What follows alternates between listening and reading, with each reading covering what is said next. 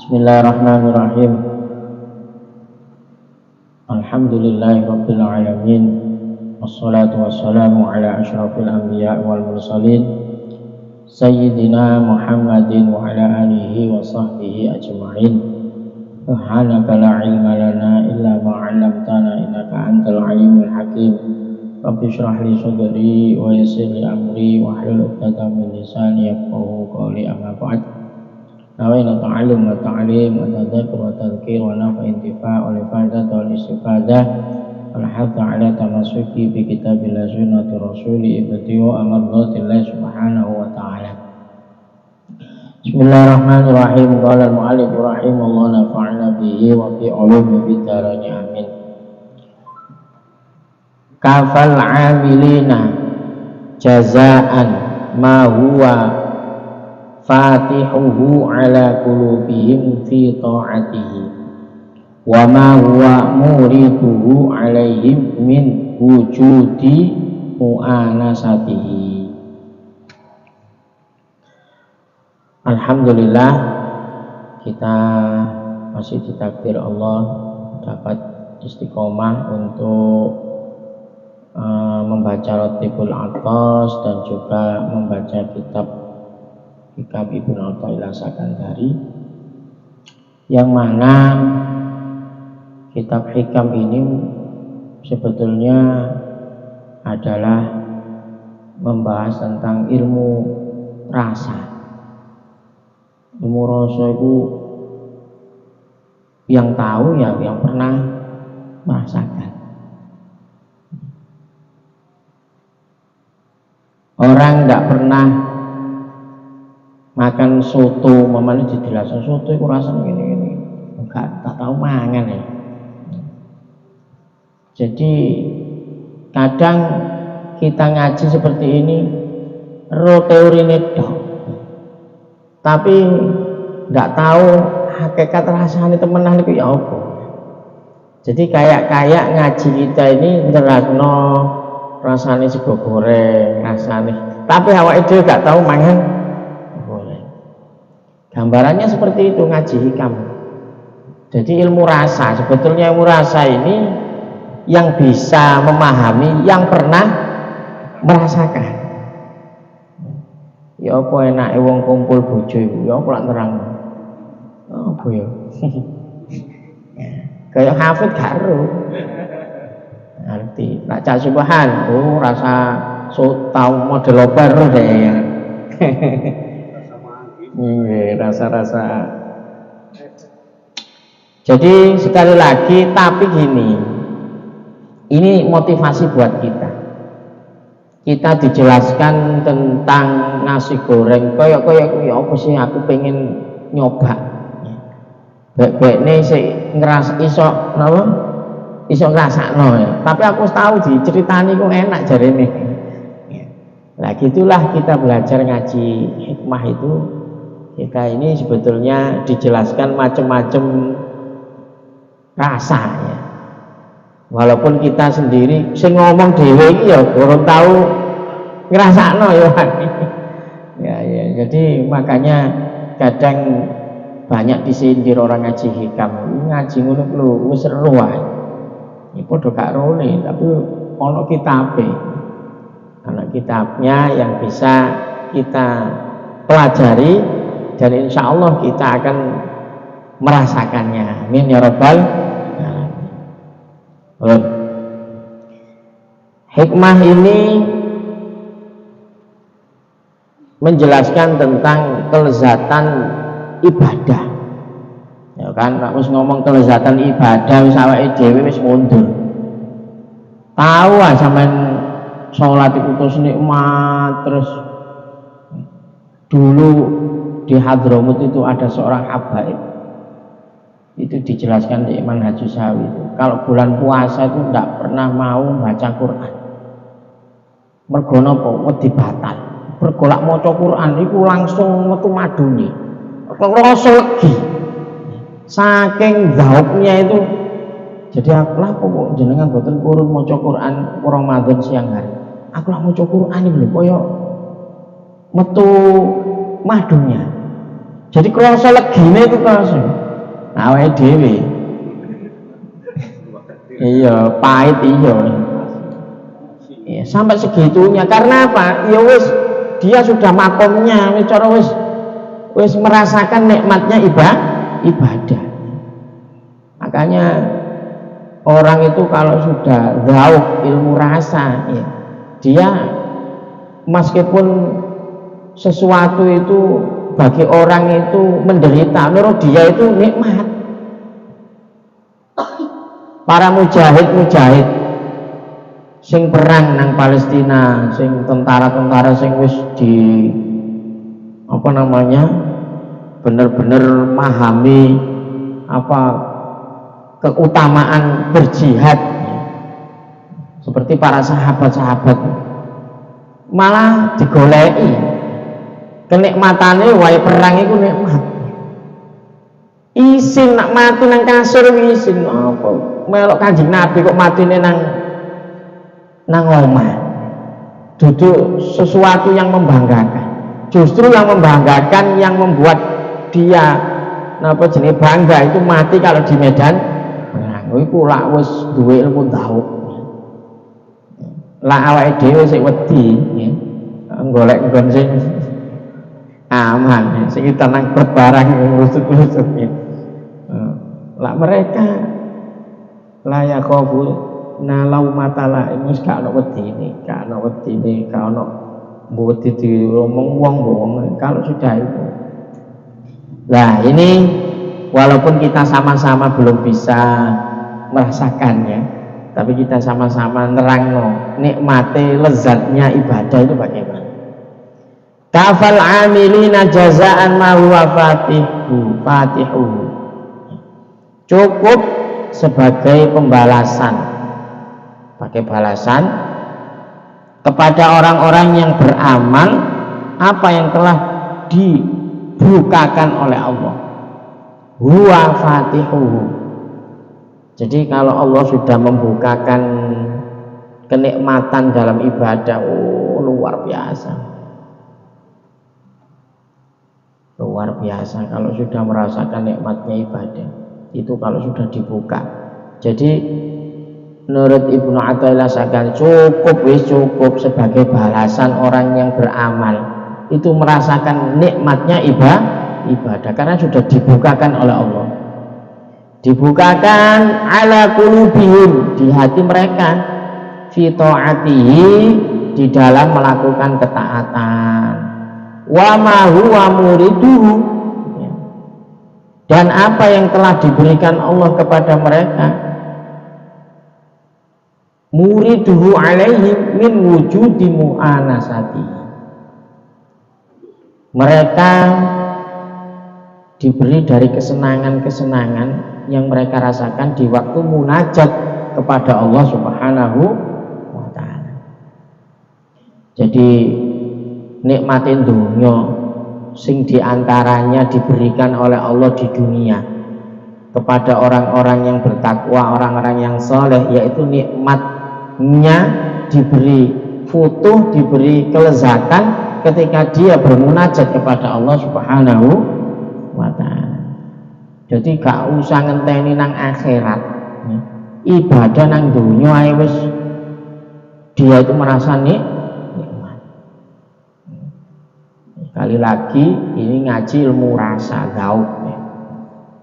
Dene awake dhewe gak ngrasakno ya marut tok ngene iki ya. Tapi guru-guru ya apa temen tak gak padha gak rone. Jadi Nabi Muhammad Shallallahu Alaihi Wasallam puncak kesenangannya, kenikmatannya itu adalah melakukan sholat. Wis puncak kesenangan, awake dhewe puncak kesenangan. Paling awake dhewe wae mangan enak, wae istirahat enak, itu puncak kenikmatan. Mari mangan terus ngerokok, wis iya nikmat. Wis gak ono bandingane. Dudu nikmate dudu nang ibadah. Nikmate iku wayahe mari mangan wareg ambek rokokan lho. Waduh. Jarine kaya nang swarga. Ya Allah. Makanya ada hadis riwayat An-Nasai dan Ahmad serta Imam Baihaqi, Rasulullah SAW bersabda, wa ju'ilat qurratu aini fis shalah, puncak kesenangan dijadikan dalam sholat. Ini puncak kesenanganku, kata Rasulullah, wa ju'ilat qurratu aini, puncak kenikmatanku fis shalah, di dalam sholat. Awake dhewe sik iso bayangno, gak iso nglakoni ya. Jadi kelezatan ini para waliullah, para salafun sholeh, para sholihin itu ketika melakukan sholat itu menjadi hiburan, melebihi kesenangan yang lain. Jadi paling tidak kita ini, mohon maaf, sudah sedikit dibukakan oleh Allah kenikmatan ketika kita hadir di majelis. Saya melihat wajah-wajah konco-konco iki lak wis nang majelis iku seneng. Berarti iku nuduhno dia sudah bisa merasakan ketaatan dengan gembira. Cara ngono ngrasakno seneng nang majelis. Mbok kok waya aku nang majelis iku kok atiku tenang. Nah, itu diantarane nikmate Allah diberikan kepada kita. Ketika kita ikut maulid, kita ikut haul, nikmat yo kumpul-kumpul wong saleh. Padahal ya semua orang yang haul bingung golek cedeng, sing golek parkir, sing barang kali. Tapi kenapa di situ banyak orang yang merasakan kenikmatan? Itu diantaranya dibukakan futuhnya oleh Allah, kenikmatan untuk taat kepada Allah Subhanahu. Iku kadang nggak awake dhewe rasane. Jadi kalau sudah kumpul orang-orang soleh, nikmat terus utang-utang lali wis. Mari mulai lek. Jadi apa ya? Ya itu sedikit yang mungkin bisa kita rasakan. Lak nang salat koyane sik durung. Kalau di sholat kayaknya masih belum, tapi mungkin dengan kita duduk dengan orang soleh itu kayaknya kita laku loh ya. Ya insya Allah semuanya merasakan lah. Ini merasakan kenikmatan yang bisa dirasakan lah. Ada mulai longgo ambek wong sing soleh, wajah itu iki wis seneng. Beda ambek nguasno wali maksiat atau apa ya, karena sumpet ya. Jadi ini diantaranya mungkin yang bisa kita rasakan. Nah, maka dari itu sahabat Bilal ini sering dipanggil Rasulullah. Lawai Rasulullah ini dalam keadaan sulit, urusan-urusan dakwah, urusan-urusan dunia, ini mesti manggil, ya Bilal, arihna fis sholat, arihna bis sholat. Wahai Bilal, hiburlah kami dengan sholat. Kowe ayo Bilal ndang azan dan komat nih. Aku wis gak betah kepingin ndang nglasanakno sholat. Ini yang dirasakan oleh para anbiya, yang dirasakan oleh Nabi kita Muhammad sallallahu alaihi wasallam. Jadi Bilal itu disuruh Bilal itu kan spesialis muadzinnya Rasulullah. Ini Rasulullah. Makanya ketika Rasulullah wafat, Bilal ini koyo wis gak kuat azan. Gak bisa dia. Dipaksa gak iso wis. Karena saya azan itu mesti karena perintah Rasulullah. Mesti eling cara ngono. Ben azan mesti ada Rasulullah. Lah itu kalau sudah meninggal akhirnya setelah meninggalnya Rasulullah, Bilal ini tidak mau, gak bisa azan lagi. Bukan mau tapi gak bisa azan. Karena kalau azan mesti nangis. Akhirnya pernah sudah lama gitu terus cucu Rasulullah Hasan Husain, ya Bilal kamu pengen krungu azanku meneh. Wis iki demi cucunya ya wis. Ngadek ya wis sudah lama ya.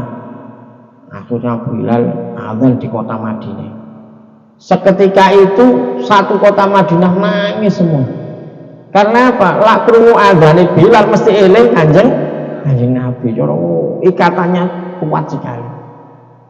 Jadi sahabat itu langsung kayak Rasulullah urip meneh, hidup lagi. Ya Allah. Ada lagi kisah tentang sahabat Urwah bin Zubair. Urwah bin Zubair ini diberi oleh Allah penyakit, bola saiki mungkin diabetes atau sehingga dia harus diamputasi. Kalau nggak diamputasi, penyakitnya akan nyebar. Jadi disarankan diamputasi. Istrinya paham, Urwah bin Zubair ini kalau sholat khusyuk, maka menganjurkan dokter jangan dulu, jangan melakukan operasi di biyen burung ana dokter Jun sing iso bius ya. Iya niku operasi ya kate biusan ya. Tapi nunggulah ketika Urwah ini bin Zubair ini melakukan sholat. Akhirnya betul sholat. Terus ketika sholat langsung dokter mengeksekusi, potong. Nah, ketika setelah selesai, lalu Urwah ini berkata, aku ojo di operasi sih ya, ojo diketok pakilku. Padahal sudah selesai. Loh, kaget loh. Ini sudah saya selesai operasi, sudah saya potong. Aku kalau 11 tidak merasakan sama sekali. Saking nikmatnya khusyuknya melaksanakan sholat. Awake dhewe yo cokot semut ae. Iya. Apa meneh dioperasi. Ya Allah. Kelas para sahabat itu. Banyak ini kisahnya, bukan Urwah saja. Ketika sahabat itu kena panah, ketika ini kabeh itu eksekusinya itu ketika sholat. Jadi sekali lagi intinya kelezatan yang dirasakan, yang nikmat yang diberikan oleh Allah di dunia ini adalah kelezatan ketika melakukan ibadah, bukan hanya sholatnya, apapun, perang, berjihad, itu kenikmatan. Makanya orang Islam ini ditakuti oleh orang kafir. Pong cita-citae ku mati syahid. Ya padha ame kalanya nyoli, yang satu takut mati, yang satu cita-citanya mati syahid. Cara ngono dari mentalnya saja wis kalah, itu gak wedi mati. Sama dengan kalau awake dhewe gelut ambek uang gak wedi mati lho. Nekat ya. Sudah bahasanya kan enggak takut mati, malah mati ini kebanggaan. Jadi dia melakukan perjuangan untuk kemuliaan agama Islam. Pilihannya dua. Aish kariman aumut syahidan. Nah, dalam kondisi itu wis pilihannya loro. Makanya sampai terbesit dulu para ulama muncul resolusi jihad itu ya itu tadi. Gak iso iki pilihane loro iki. Hidup mulia atau mati syahid. Ya wis bismillah. Langsung difatwakan ngono. Ya. Sebetulnya bukan ajaran Islam itu senang dengan perang, itu enggak.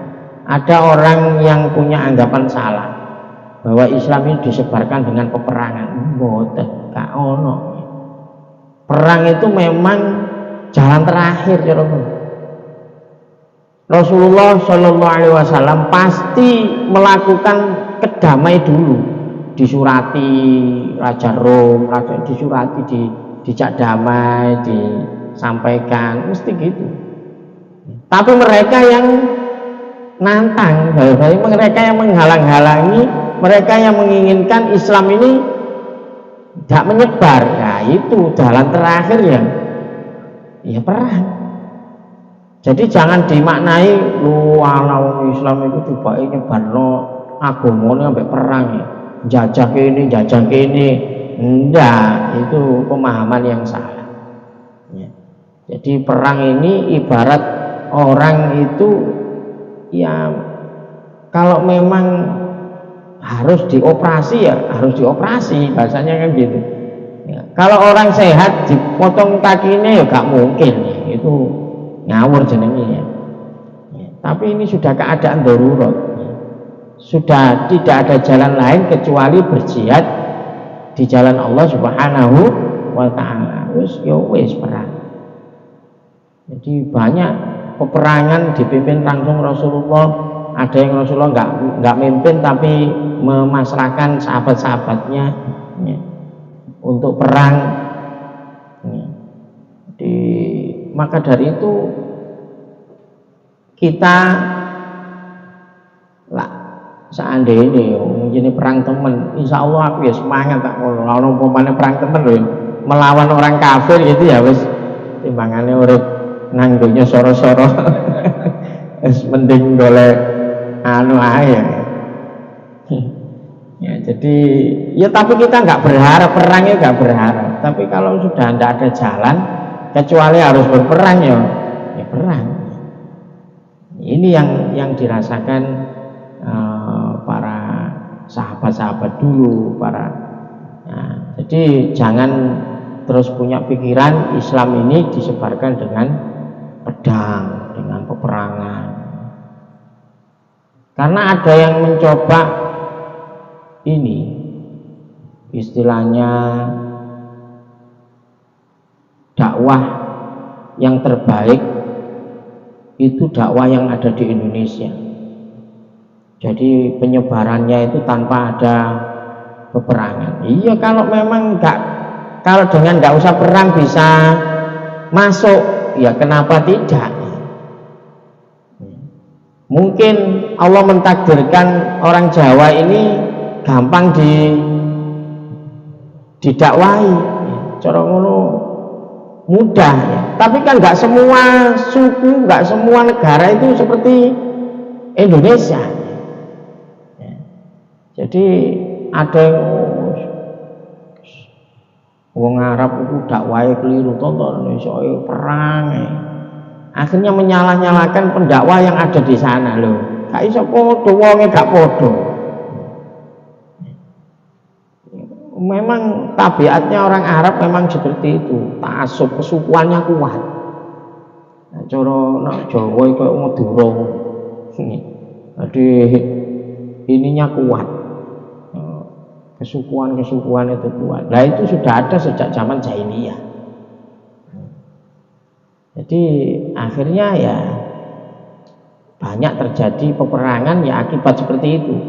Dakwah itu macet, gak kena dalan itu gak ono kecuali kudu perang. Kalau memang dakwah ini bisa dilakukan dengan baik ya memang kudune nggak boleh ada damai. Rasulullah itu beberapa kali mengadakan perjanjian damai. Ono suluh Hudaybiyah, suluh apa banyak. Artinya ya kadang bahkan merugikan hasilnya, tapi tetap saja dilakukan Rasulullah. Jadi ono perjanjian ini lah ono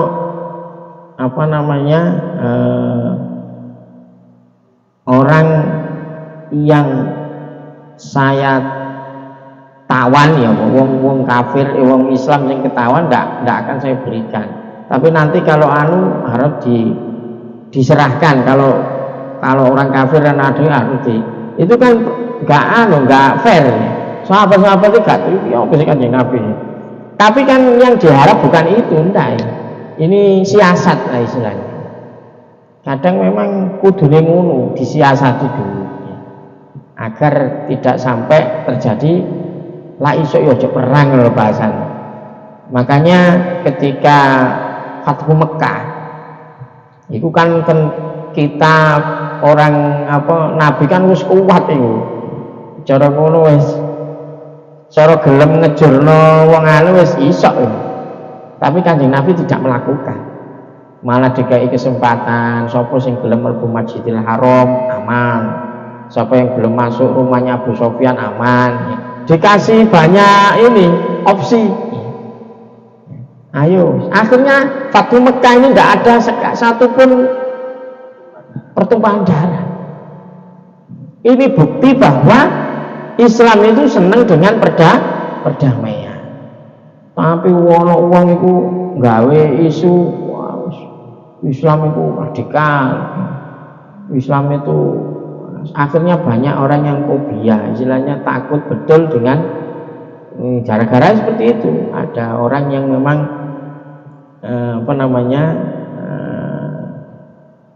musuh-musuh Islam ini memasukkan hal-hal yang kira-kira itu menjelekkan orang-orang Islam. Jadi akhirnya Islam ngurus agama podo ae, Islam kok ngurus senengane perang. Kan nggak tahu dia ceritanya gimana. Perang, pokok ono sing didik-didik perang, itu takbir. Bahkan ada banyak yang tidak suka kalau ada orang yang mengucapkan takbir, padahal sebagai penyemangat. Tapi mereka merasa apa ya, kayak fobia lah istilahnya, pokoknya lawan takbir kayak. Jadi orang-orang liberal ini sengaja membuat hero keislaman kita ini nurun. Jadi wis pokoknya yang penting orang Islam itu nang masjid sholat, urusannya dewe-dewe. Nggak seperti itu juga, kita punya kewajiban amal ma'ruf nahi munkar. Jadi ya kudune ono pergerakan mana yang kira-kira butuh satu yang harus tegas, ya harus tegas. Nah ini, ya kembali lagi kepada hikmah bahwa cukup sebagai pembalasan atau sebagai balasan orang-orang soleh di dunia ini dengan diberi kenikmatan ketika dia beribadah. Dalam Al-Quran surat At-Taubah ayat 72 ini ada ayat waridwanum minallahi akbar, dan keridhaan dari Allah adalah kenikmatan terbesar. Jadi kenikmatan yang besar itu ridho dengan qada qadarnya Allah Subhanahu wa ta'ala. Itu nikmat terbesar. Kadang orang sekarang ini kan banyak yang nggak ridho terhadap apa yang dia alami. Nggak ridho, kowe gak trimo, aku ku wonge apes, wis urip loro-loron. Jadi kemarin saya ngaji di ibu-ibu, ada yang nangis curhat. Dia itu gara-garanya itu kecilnya ini ditelantarkan orang tuanya. Jadi nggak tahu ceritanya gimana, pokoknya dia itu nggak disenengi. Dan cuma dia, keluarganya sing liyane diseneng, cuma dia itu menurut dia ya dibuang lah istilahnya. Akhirnya punya dendam terhadap orang tuanya. Jadi saya bilang enggak seperti itu, enggak boleh punya dendam. Ini saya itu dulu dibuang, saya dulu enggak Nggak mungkin lah ada orang tua itu mentelantarkan anak itu. Mungkin keadaan bisa jadi, ekonomi dan lain sebagainya, tapi nggak mau tahu. Akhirnya ya saya kasih cerita-cerita tentang ridhollah fi ridhol walidin. Akhirnya bisa menerima, bisa. Jadi kadang orang ini nggak menerima nasibnya, jadi lah ngene ya, lah anjene Wong tua iku sok milih, mesti ae kabeh kepengin dilairno wong tua sing apik, sing sugih, sing anu kan kabeh. Karena kita nggak ada yang tahu kita ini dilahirkan oleh siapa, kan sing ru. Ya wis iku takdir kita. Jangan kita menyesali lapo aku duwe bapak koyo ngene, bahasanya kan koyo gak trimo ambek apa yang menjadi kodok kodarnya. Ya wis iku dilakoni. Ya itu memang ujian kita, karena segala sesuatu tidak mungkin terjadi kecuali atas izin Allah Subhanahu wa ta'ala. Makanya waridwanum minallahi akbar, keridhaan dari Allah adalah kenikmatan terbesar. Awake dhewe wis raditu billahi robba wa bil islami dina wa bi Muhammadin nabiyya wa rasulah. Wis ridho Allah itu Tuhan kita. Otomatis kalau raditu billah, ya berarti ridho apa yang menjadi kodok kodarnya. Jangan menyesali kamu menikah dengan A, jangan menyesali kamu punya tetangga B, jangan menyesali kamu punya teman ini, jangan. Semuanya ini atas takdir Allah Subhanahu. Jenengan ada di sini, semuanya hadir ini ya gak takdir Gusti Allah ya gak iso. Yus ditakdirna wae dhewe dadi kanca ini. Aku ben yo gak ero ceritane apa kok iso kenal wong iki kan ya gak ero, gak ada yang tahu. Karena apa? Ya ini Allah yang mempertemukan. Jadi sebelum kita diciptakan pun perjalanan hidup kita itu sudah ditentukan oleh Allah Subhanahu wa ta'ala. Ini dalam hakikatnya ya.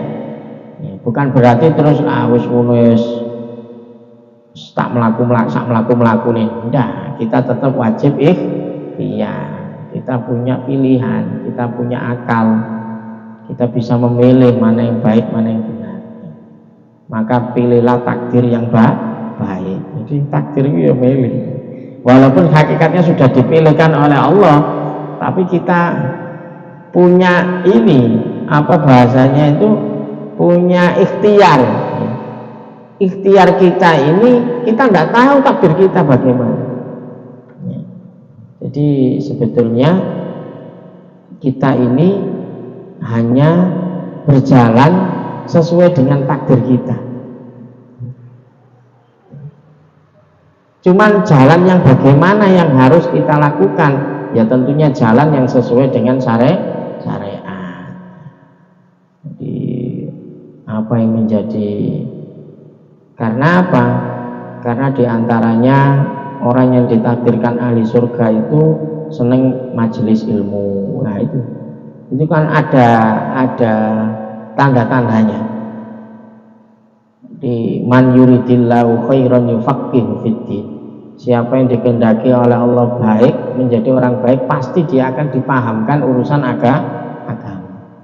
Itu memang dikehendaki oleh Allah. Lah uang gak dikehendaki baik, gak seneng ngaji ini, gak seneng. Oh bos, ngaji pancet aja. Gak ada rasa menyesal, gak ada ketertarikan majelis ilmu, gak ada ketertarikan pengen mocorotin, gak ada. Ya. Karena apa? Ya gak dikehendaki oleh Allah untuk menjadi orang baik. Jadi bagaimana ini? Ya sudah, ikhtiar kita lakukan. Makanya kita alhamdulillah kita masih diberi Allah taufik, diberi pertolongan bisa melakukan ketaatan. Walaupun kita nggak sederajat dengan orang-orang salaf dulu ya. Wis tingkatannya jauh. Mereka bisa merasakan nikmat kesenangan yang puncak itu ada di ibadahnya. Kalau kita ya yes, apa sesuai dengan kadar keimanan kita. Nah, ini kita harus bisa sabar dalam menerima qada qadarnya Allah Subhanahu wa ta'ala. Jadi as-sabru rimadu syukri. Sabar itu tiangnya syukur. Lah wong gak iso sabar, mesti gak bisa bersyukur. Wis iki rumuse. Wong sing gak sabaran mesti gak iso matur suwun nang Gusti Allah, gak iso apa bersyukur kepada Allah Subhanahu. Karena apa? Menerima takdir Gusti Allah lo gak kuat, gak terima lah bahasanya. Menerima kehendak Allah yang sudah diberikan kepada kita, ya apa iso bersyukur. Makanya dikatakan as-sabru imadu syukri, sabar itu adalah tiangnya syukur. Orang bisa sabar, dia nantinya akan merasa bersyukur kepada Allah Subhanahu wa ta'ala. Dikasih ujian, langsung sadar ini dari Allah, ini dari Allah. Kalau sudah dari Allah mesti yang terbaik. Bagaimana kita? Ya sudah, kita sikapi dengan sesuai dengan aturan-aturan yang disyariatkan Nabi Muhammad SAW. Jadi ketika kita terkena musibah, ada doa yang diajarkan Rasulullah Muhammad SAW. Pertama kan kita sadar betul kena musibah, terus umpamane kejadian ditipu orang, atau kejadian kecelakaan, atau kejadian macam-macam musibah yang menimpa kepada diri kita, itu langsung kita sadar, oh semua ini atas izin Allah Subhanahu wa ta'ala. Dan kita berdoa kepada Allah, ya Allah berilah pahala atas kesabaran. Jadi kan jenengan nak wis sabar terus sampai ndonga nang Gusti Allah, muga-muga sabar iki diganjar temen kali Allah Subhanahu wa ta'ala, dan jadikan musibah ini pengganti yang lebih baik.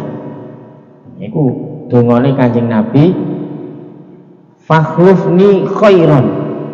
Fakhluf niku gantilah apa yang menjadi musibah saya ini dengan hal yang lebih baik. Umpamanya awake dhewe dibujuk uang kerugian 1 juta, ya iso ae diganti mbek Gusti Allah 2 juta. Lah ini yang menjadikan kita ini akhirnya iso nerima, bisa menerima apa yang menjadi kehendak Allah Subhanahu wa ta'ala.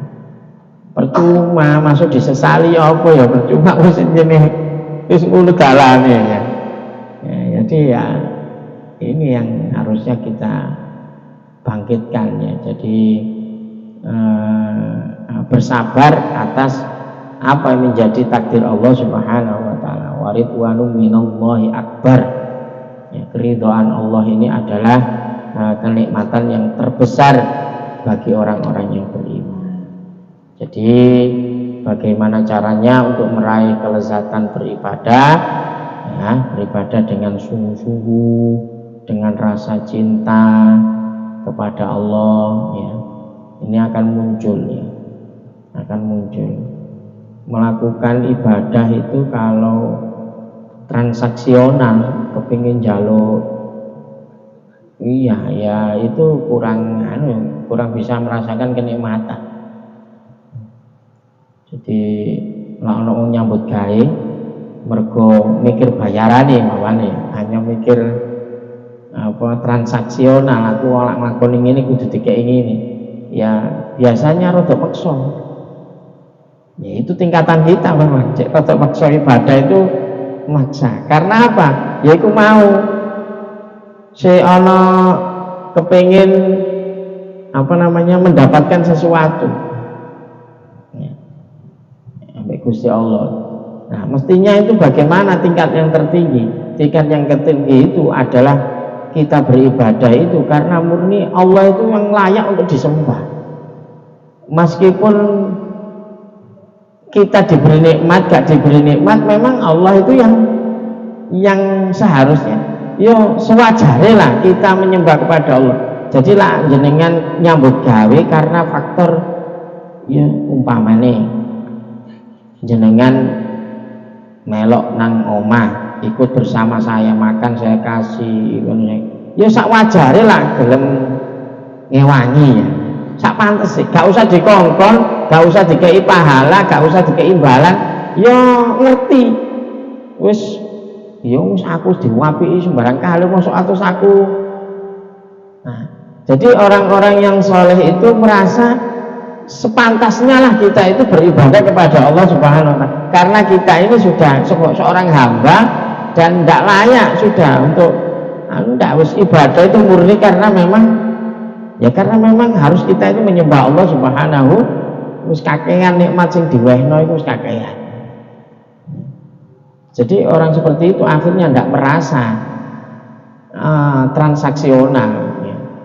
Jadi karena kebaikannya sudah luar biasa, ya bantu itu enteng wis semuanya aku mangan DKI ngene di semuan dipenuhi wis kari ngene sak pantese lah, gelem nyapu omah, gelem ngepel, gelem itu muncul karena apa? Bukan karena kepingin oleh duit, kepingin enggak, karena wis sak pantese, sepantasnya. Sepantasnya kalau kita sudah diberi nikmat oleh Allah yang enggak terhitung jumlahnya, dan kita hanya disuruh untuk sholat 5 waktu. Sholat 5 waktu itu aja digawe beban. Tapi kalau kita kan masih tingkatannya sebagai beban, ya mari sholat lego, alhamdulillah enteng. Padahal itu bukan beban, itu justru malah ya sak pantese lah istilahnya. Wajarnya kalau kita ini harusnya menjalankan perintah Allah Subhanahu wa Ta'ala. Semoga kita ini termasuk orang-orang yang ahli syukur.